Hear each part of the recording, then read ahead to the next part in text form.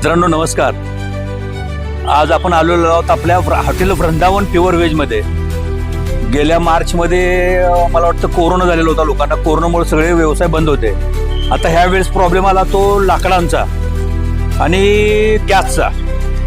तर गॅसचा प्रॉब्लेम हा सगळ्याला आहे. आज माझ्या एका मित्राने मला फोन केला आणि बोलला की तू एवढं मोठं हॉटेल चालू केलास, तुला गॅसचा प्रॉब्लेम वगैरे नाही का?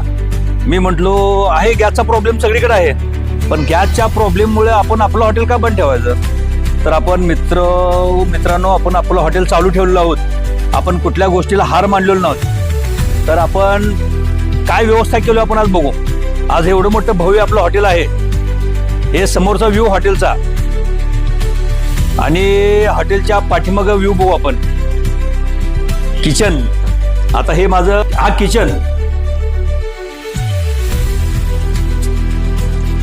पूर्ण किचन शांत आहे. मित्रांनो टोटल माझं किचन मी बंद ठेवलं. इथलं आतलं गॅसवरचं किचन, हे गॅसच्या शेगड्या सगळ्या. आणि माझं नवीन किचन बघायचं तुम्हाला, तर चला किचन बघू आपलं. हे आमचं किचन, हे ओरिजिनल किचन, चुलीवरचं जेवण. मित्रांनो देशी स्टाईल हे किचन चालू आहे. देशी स्टाईल सगळं काही चुलीवरती चालू आहे. आम्ही कुठल्याही पद्धतीनं हार मानलेली नाही.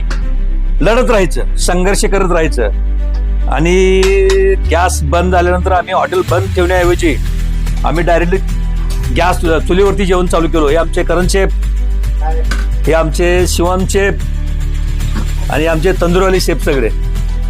हे सगळं गॅसवरती चालू केलो. भाकरी चपाती हे सगळं चुलीवरती चालू ठेवलो. आणि भाकरी चपाती म्हणायचं म्हटलं तर तुम्ही योगा आमच्या मावश्या. हे बघा, हे साबळे मावशी आणि त्या उषा मावशी आमच्या. म्हणजे आम्ही चुलीवरच्या चपात्या.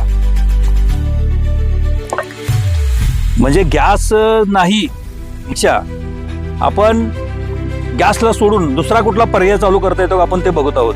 आणि तो पर्याय सक्सेस झाला. तर मित्रांनो आपण आपलं हॉटेल चालूच ठेवणार.